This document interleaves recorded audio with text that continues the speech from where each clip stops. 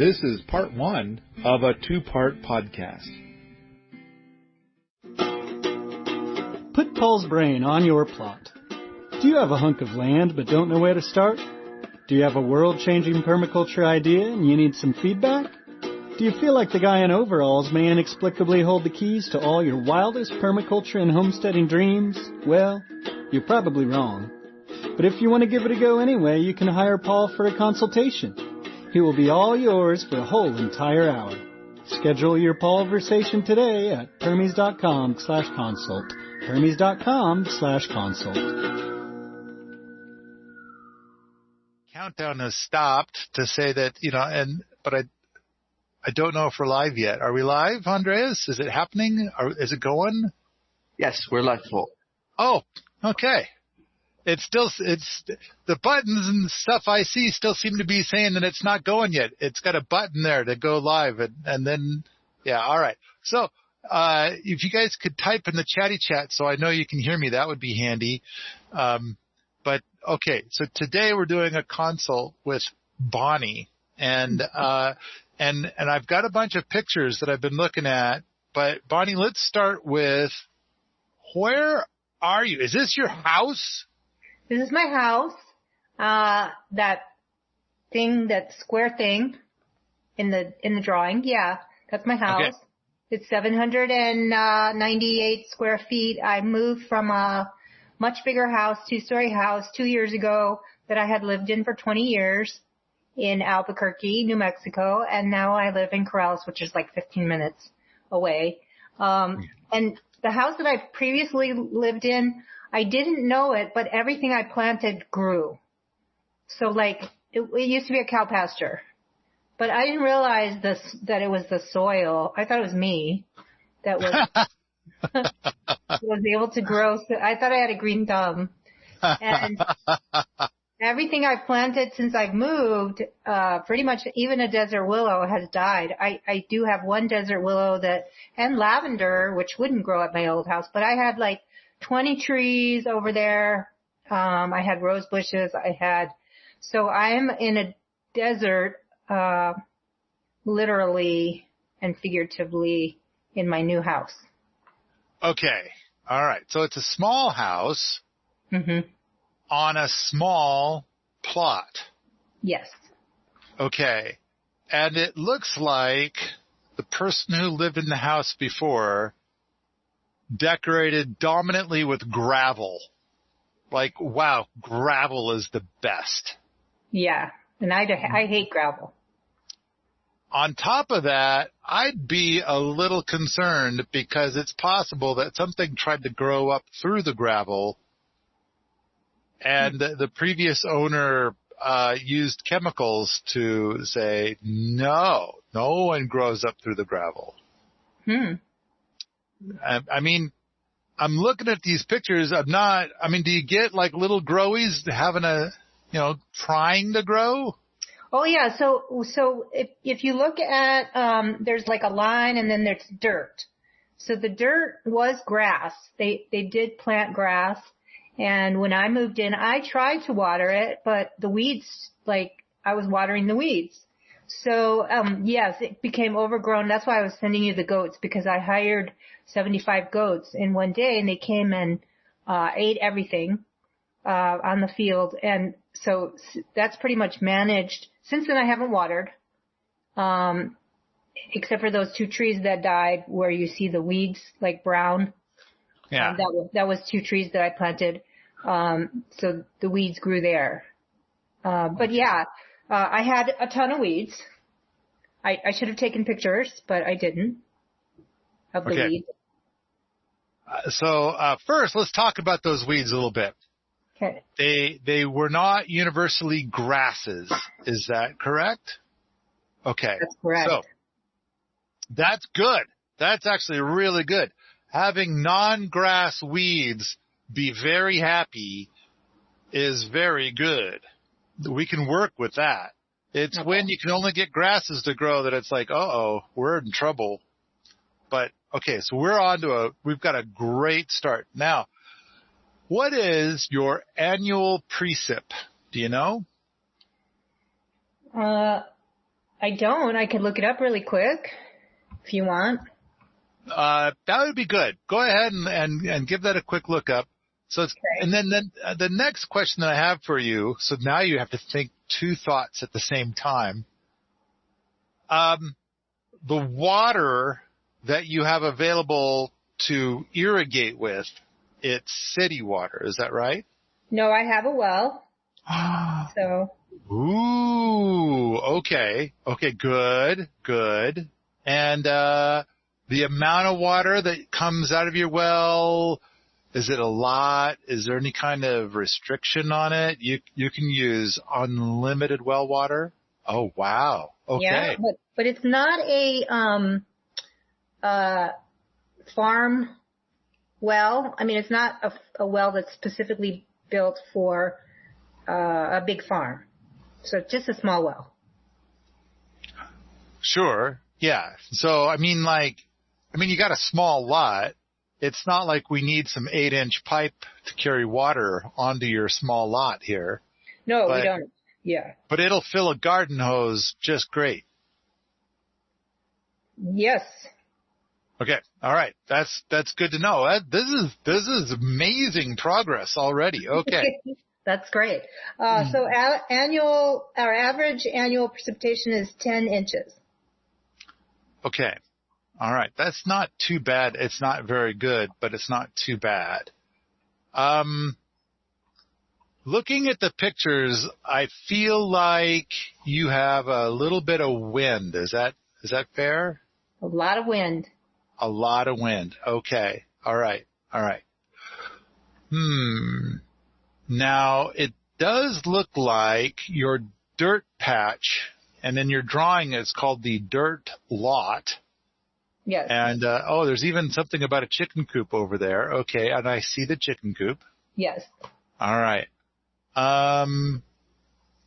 It looks like the dirt lot used to be a place where people would park rigs of some kind. The whole of everything looks so flat that it looks like, I don't know. It was just a giant parking lot before. I mean, really, that's kind of where you're at. I mean, I'm trying to look at the pictures to see but you had you mentioned something about trees which died. Yeah, I do have one. I have two trees. So I have a big tree in the back of the dirt lot. That's a volunteer. It's right on the property line. It's a elm tree. Mm-hmm. And then I planted a desert willow right behind the house. Okay. And it is still alive, at least, was when winter set in. Do you know that, if you were to go out to the place that's called Dirt Lot, yeah, and if you were to dig a hole, maybe a foot wide and a foot deep, do you know what you're going to find there? Clay. Oh, clay. Well, actually, so if you look at the top left quadrant of the dirt lot was the leach field with the old septic tanks. So I was told that, when something was a leach field in the past, it should be pretty fertile. Okay. Now, there were words suggesting past and history, suggesting that you're now on city sewage or something. No, I'm on septic, but the septic tank was 20 years old and had to be moved. It was saturated. Okay.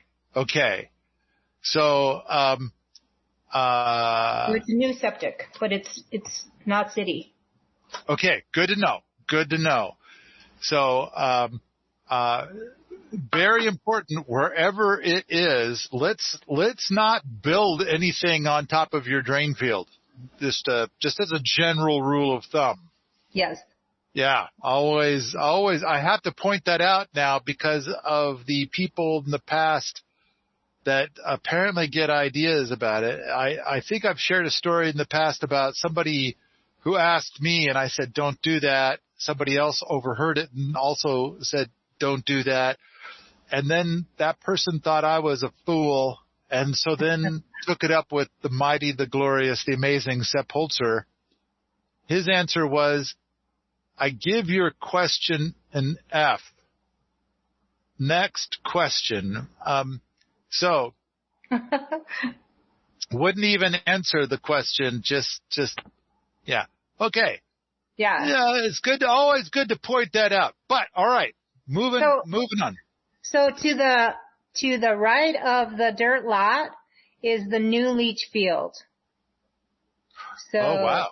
Okay. Yeah. A ways away from the house. Yeah. All right. Interesting. Very interesting. Okay. Yeah. So let's, I want to spitball some ideas here. Naturally, I kind of feel like the solution for nearly everything is hugelkultur. In this particular lot, and first of all, you've got that dead tree, which is begging to be turned into hugelkultur. Okay. I'm kind of thinking like, okay, your lot is so very, very flat that if I'm going to build a hugelkultur, then I'm going to get someplace. I'm going to start laying down the wood. In fact, I'm going to grab this image, copy, and I'm going to email this to Andreas, and hopefully he'll get it to appear on the screen.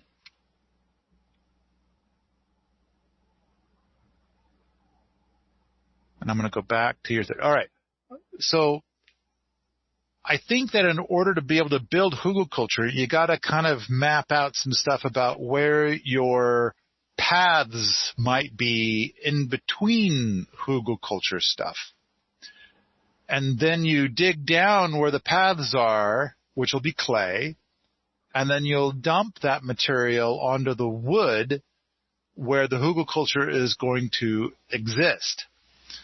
And that what'll end up happening is that you'll have these awesome hugelkulturs, but you'll have these paths that'll be lower than the overall ground level in the area, which means that when it rains, and my guess is that while it doesn't rain very much there, a lot of your precip comes all at once.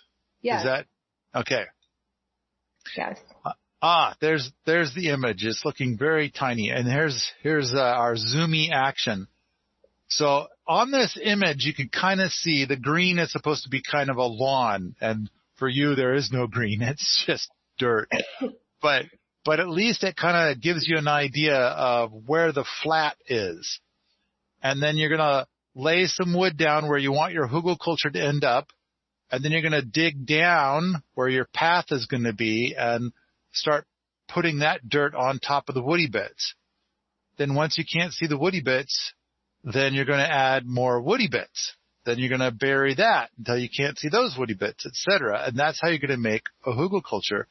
So you end up with something that's a total of 7 feet tall, but your path went down about 3 feet, and then your hugelkultur went up about 4 feet. So your paths are going to be about 3 feet deep. Now, of course, don't do anything with any of this anywhere near your drain field. So it's great that you already know where your drain field is. Now, a wonderful thing that's going to happen out of all of this is that if you do oodles of it, the wind is going to have a tough time getting down in between the hugels, which means that your very light amount of precipitation is going to stick around a fair bit. Now, what this is going to mean is that whereas if you just did a flat garden, your garden would drown whenever it would rain or whenever you would irrigate it, and it would be very difficult to get anything to grow because there's so much clay. But with the hugelkultur, then all that same water is going to fill up your paths. And so you're going to want to get those muck boots, because sometimes you're going to wade out to your paths, and they may eventually turn into something resembling mosquito pits. Oh, no. And it's like there's possible ways of mitigating that, and there's lots to talk about down that road. But for the moment, let's just, assume the phrase, this just really isn't happening to me. And then we'll ignore it and we'll deal with it some other day. In the meantime, everything higher than where the water is puddling is not puddling. And so it'll have sufficient drainage and your growies will be happy. The thing that I'm curious about is like how much. Now, of course, if you get only 10 inches of precip and maybe you get 4 inches all in one day, and then the 4 inches will be absorbed by your hugels up above, and a little bit of it might leak out into the paths, and the paths, of course, are just filling up. That might be a good 4 to 6 inches deep until it eventually soaks into the clay below, in which case it'll only be 3 inches of splashy. And it's like, that'll be possibly tolerable considering all the other benefits that you get. It's also plausible that someday you'll make yourself a fun little pond somewhere that'll be the low spot, and the pond will dry out in a month or two. But whenever it rains, your paths will take all of that water that it accumulated and put it in your silly little pond, and maybe there's more comedy down that road. But the key is that what you have now is a clay patch, and it looks very sad. Plus, I'm talking about you're going to build these things 7 feet tall, and it's possible you'll even want to go taller than that for reasons. Part of the reason is that as I'm looking at one of these pictures, several of these pictures, I can see the neighborhood. Yes. And it's like, I don't think that you're like setting up a picnic table out in your dirt patch and sitting there with a cup of tea so you can get a real good look at the neighborhood. Like, when it comes to aesthetics and art and beauty, I suspect that you will enjoy sitting on a picnic table gazing at a Hugelkultur full of growies instead of staring at the buildings in your neighborhood. Yes. Okay, well, good. I'm glad we had this chat. We're making progress. Okay. So I would say that if the hugels are only 4 feet taller than the ground level right there, I might feel a little bit like, at least on the far edges of where I do this, I might go for something more than 4 feet, just to kind of, enhance the view a little. Okay. Up to you. I mean, there's a couple of important bits. One is that if you're out there with a shovel doing this, your Hugelkultur ends up being less than 7 feet tall, just mysteriously. However, if you rent an excavator for a day, which might only be like $300, then suddenly all your hugels are like 14 feet tall. Wow. How did that happen? And part of it is because you'll get done building your hugels and you'll say like, I still have 4 more hours that I've paid for this thing. And it's like, maybe I'll make them even bigger. Yeah. And then boom, baby, they're even taller and bigger. At least the ones on the outside sides. You make them even more and more beautiful. Like kind of like almost a fence? I don't know. Yeah. Yes. Almost like a fence. Okay. Now, your property looks brutally flat.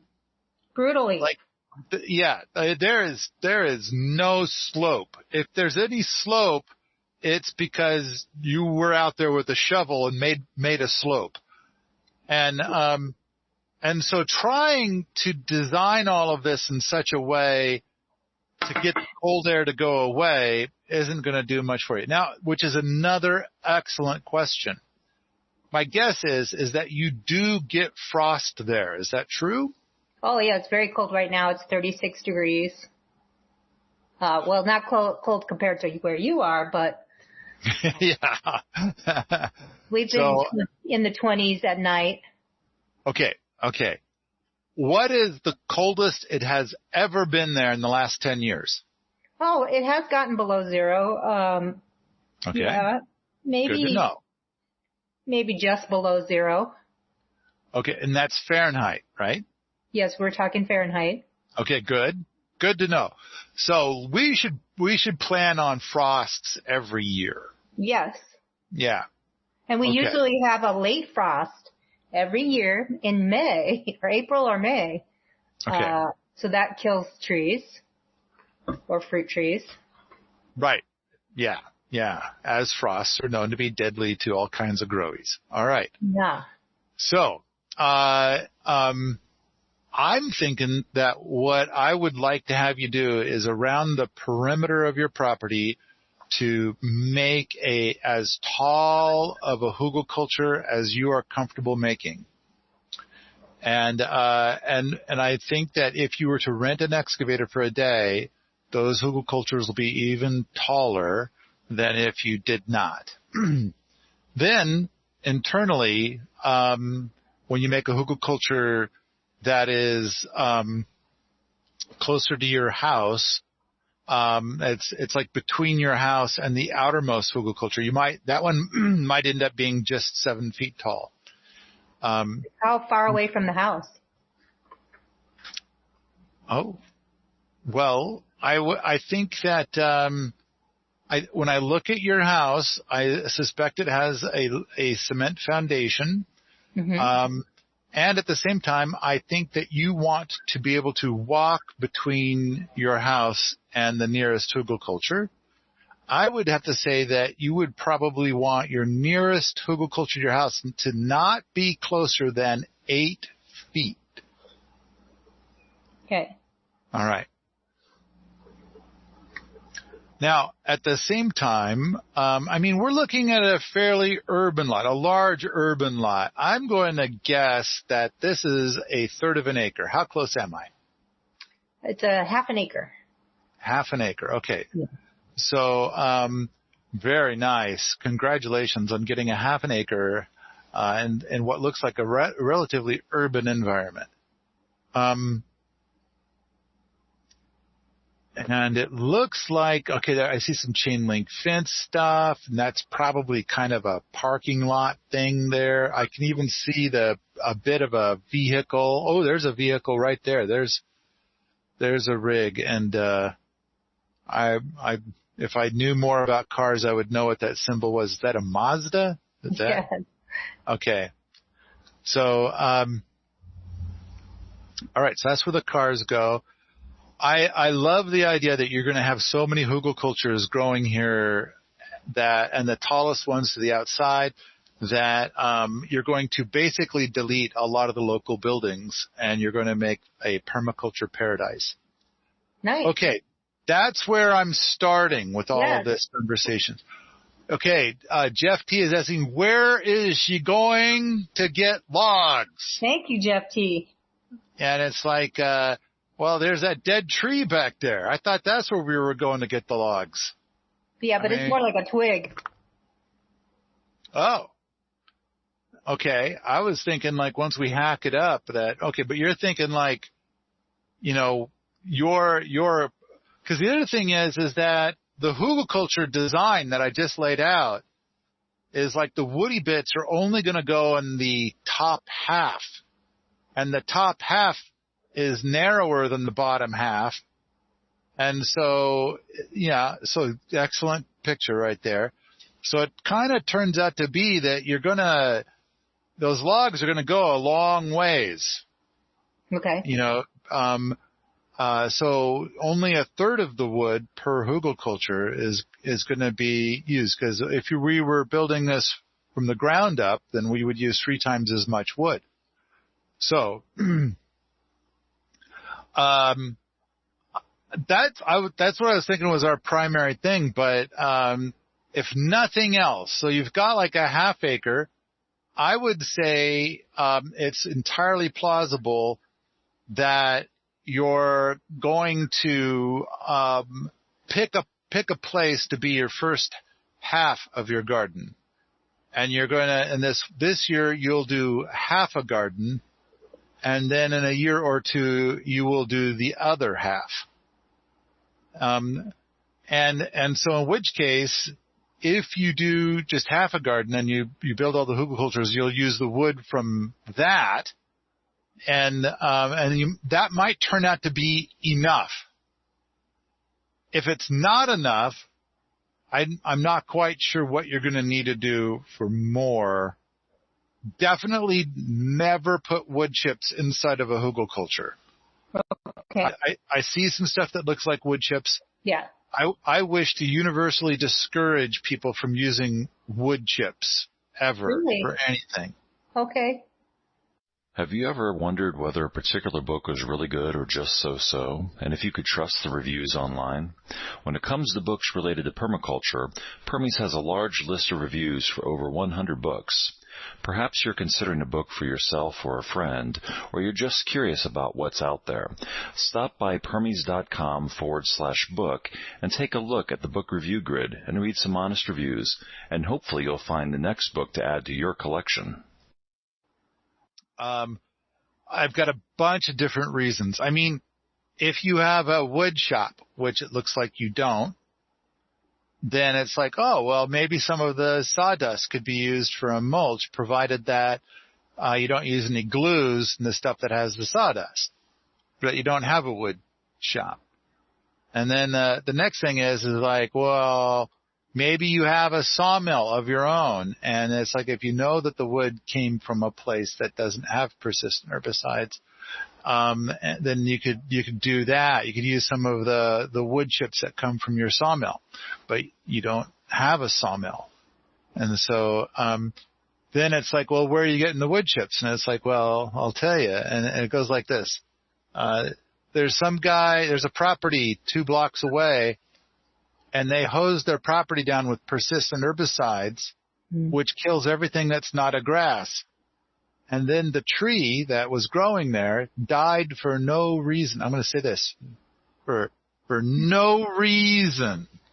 And it turns out that the tree is not a type of grass. So the tree took up that poison and died from the poison. And now the tree is loaded with a persistent herbicide.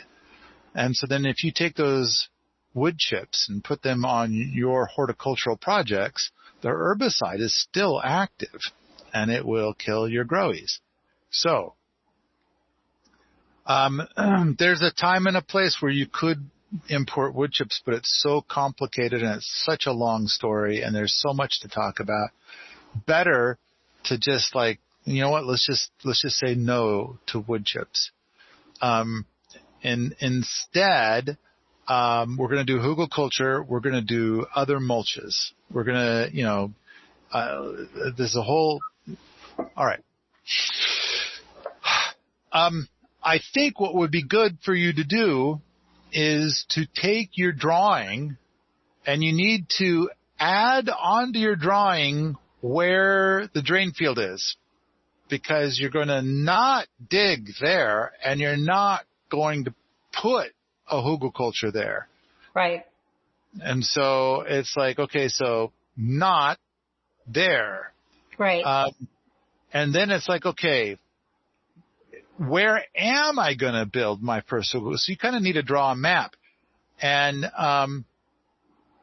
I think an important thing to do is when you draw on this about where your hugels are going to be, if you're going to go with my 7-foot theory, then each hugelkultur is going to be 7 feet wide and 7 feet tall. And I think that the paths between the hugels need to be about 6 to 8 feet wide.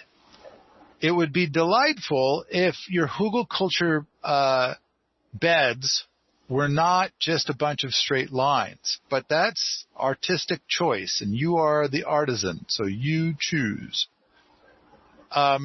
if you're going to follow my advice to do something much taller along the perimeter of your property, then you got to decide how much taller, and then you're going to start drawing that. Now keep in mind that on the outside side of your property, you're going to want to be able to have a nice wide path back there for you to be able to walk. And you don't want to dig too close to the fence, because then the fence might decide to leave where it is and come and visit you for a tea party, and you don't want that. You want the fence to stay exactly where it is for a buffet of reasons. So I would say be careful that you don't dig too close to the fence, and don't build any hugelkultur too close to the fence. You want a nice broad gap there. Okay. All right. So, if you choose to rent an excavator, then why don't you plan on your exterior hugelkulturs being something on the order of 12 feet tall. And maybe that's going to be 7 feet high and 5 feet low. Maybe. I'm just making this up. But you're going to need to map out where that's going to be. All right? Mm-hmm. Okay. So you're going to want to spend some time drawing all of this and coming up with a plan for how you want to do it. Okay. It is possible that you'll just make a contiguous hugelkultur along your perimeter with the exception of your drain field. I think you'd probably want to have a gap every 40 feet or so, just so that it's easier to get around to the other side.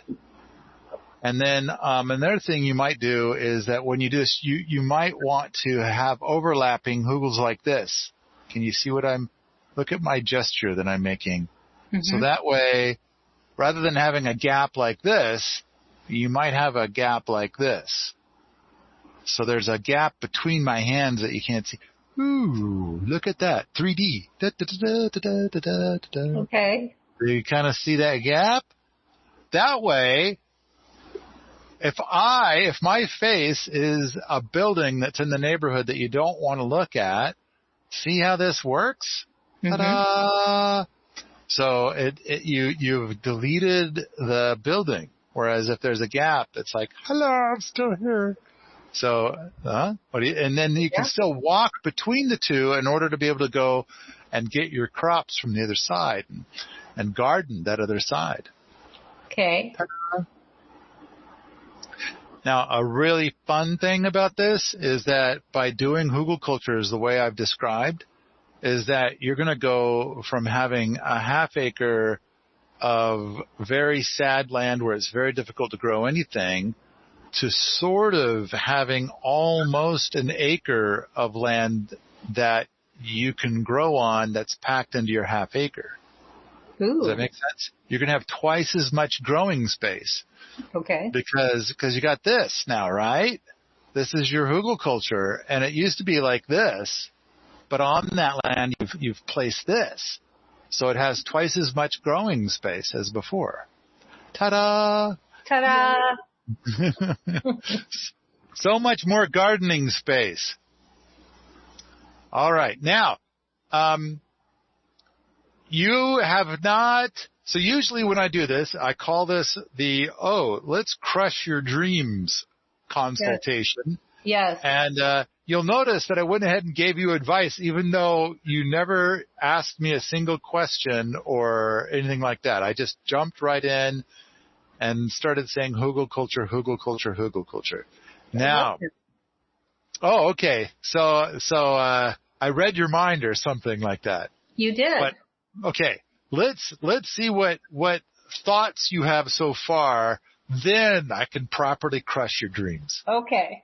Well, so the dirt lot I had thought to make like a wild field, rewilding, flowers, grass, just leave it alone. Like it'll just grow on its own and I never have to do anything ever again.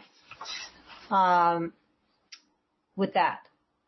And I was going to put cardboard. I was going to do cardboard mulch, bring in a bunch of manure and mulch, and put it on top of the cardboard and then plant.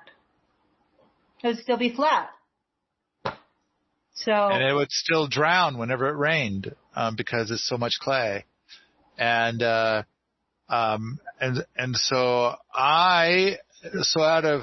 first I gotta say, I wanna talk about how I do not like ever using cardboard or newspaper in horticultural endeavors. Okay. But to be fair to you, Sepp Holzer, Jeff Lawton, and Bill Mollison all think it's lovely and delightful to use cardboard and newspaper in horticultural endeavors. Right. Now, there is a giant thread at Permies.com which talks about this topic. And there is some amazing research on why you should never use cardboard and newspaper. There's some very toxic stuff going on there. And okay. I like the idea of moving away from toxicity. And so I can't argue that. The other thing is that it's like, you're going to lay down your cardboard in order to smother the weeds that are there. Mm-hmm. I think that the clay has already beat you to the punch. Things look pretty smothered already. You brought in a bunch of goats, and the goats left behind some fertilizer packets. They did. Yeah, and so that's going to try to turn your clay into something resembling soil, but something which hasn't shown up in these pictures. So far, what I see in the pictures is just a big lot of sad death. Yes. Maybe those weed patches get a little greener in the non-dormant season. No, they don't get greener? I haven't been watering, so the weeds aren't even growing. Okay. All right. Well, and I'd like to get you to the point that you don't have to water. That 10 inches of precipitation will be plenty. Now, part of what we're going to try to do is like we're working with clay and wood. And what we need is soil on wood. So we're going to have to build the soil for a bit to get it to the point that you don't have to irrigate anymore. So it's going to be a few years.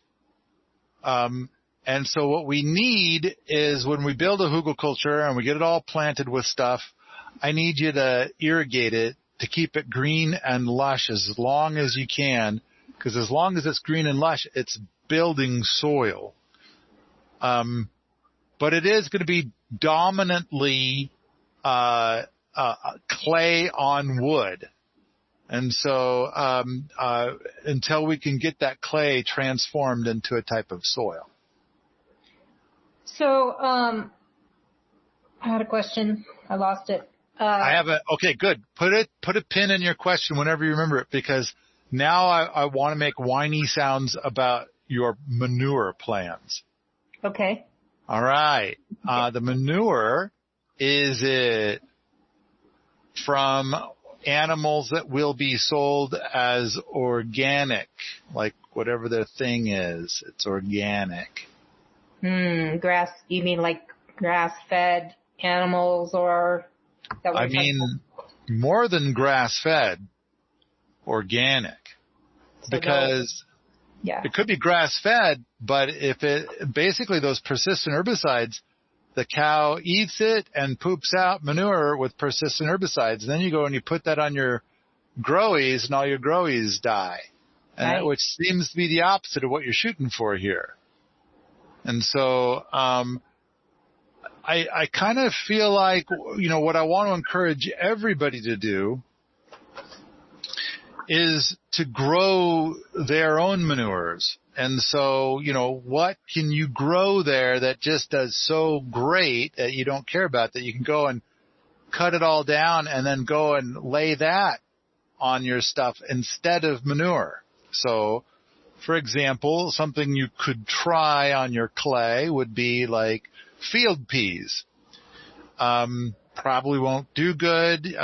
You might try buckwheat, but I'm not yet. The thing is that you want to probably try a dozen different things to find out what does well on your flat clay in your area. And then once it grows up, you're going to go and hack it all down, and that's going to be your mulch that you're going to lay down on your Hugelkulturs. Or if you're building a Hugelkultur, it's going to go inside of the Hugels in a little patch or a little blop somewhere, a little blotch. Okay. So, you're right. Your instinct is correct, because looking at this, it looks like what you have right now is dirt. And in order to convert dirt into soil, you need to work in some organic matter, and traditionally that's manures. But traditionally, like 100 years ago, you could do that and it didn't contain a bunch of persistent herbicides, so it always worked. Now, like 98% of the time, it contains persistent herbicides, so it's a universal fail. And so it's kind of like, yeah. So my guess is, and the other thing that gets even more challenging is you can go to a source of manure, and at that source, this person is like desperately wanting to get rid of Manure Mountain. If only they can find some garden fool who will take it. And then you'll show up and you'll say, well, I'll take all of it, provided that it doesn't contain any persistent herbicides. And so the farmer is probably going to say, like, well, here's what the farmer thinks. If I tell them the truth, that it contains persistent herbicides, they won't take it. And if I lie to them, they'll take it. All their garden will die, but that's their problem, not my problem. Right. And so now we've gotten into this ethics conversation with this farmer. And I don't know about you, but I can't tell the difference between when the farmer is lying and when they're telling the truth. On the other hand, a thing that we've done several times, which could go like this. Well, I am very concerned. I'm going to put all this manure on my lawn, and I'm very concerned about bringing in weed seeds. How do I know this manure doesn't just contain a billion weed seeds? And now you're going to probably get the exact information that you need. Either the farmer's going to say, like, oh, well, there's persistent herbicides in there, so all of the weeds are dead. They've all been killed. Okay. Or the farmer's going to say, like, well, I was really hoping to get rid of this, but it's loaded with weed seeds because we don't use any herbs. So now you might find that you got the answer you looked for. So that's a possible strategy. All right. So here I am, thoroughly crushing all your dreams. What other ridiculous things do you want to suggest that I could crush? I just wanted to say I came with my dreams crushed, so it's, because I have no idea what to do about this. But I do want to say I do have chicken manure. I don't know if that's any good because the chicken coop used to have chickens. The manure is like 2 years old. I haven't cleaned it out. I could spread it all over. Well, let's talk about that for a sec. Let's talk about, let me crush those dreams as well. Okay, great. So, do you know what the chickens were fed? Do you know if it was organic? Nope. Don't know. All right. Well, chances are it was not organic. And now persistent herbicides are a broadleaf herbicide, which means it'll kill everything but grass. Mm-hmm. And chances are those chickens were fed grain, and grain grows on grass. Right. And a lot of times when growing grass and you're not restricted by organic stuff, you tend to use persistent herbicides, so that way you're growing just the grain and not other things.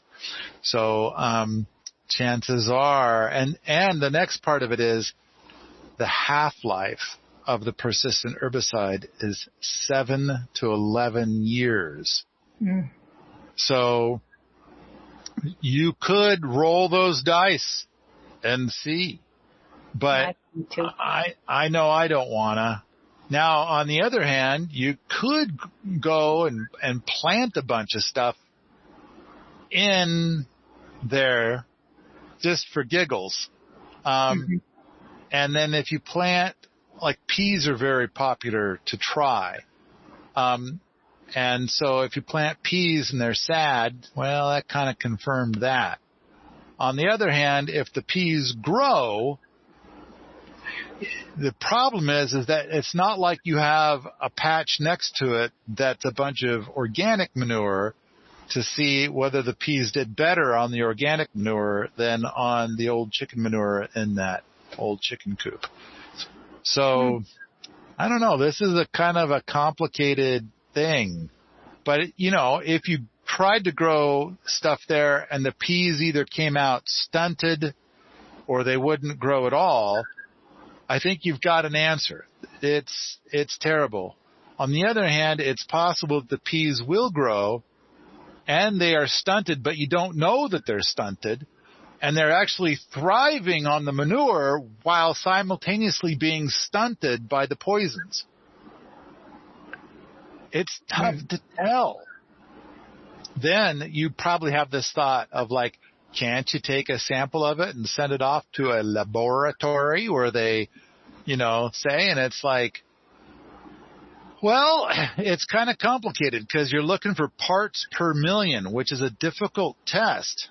And then the people who made the parts per million stuff, it finally got banned because it's such a problem.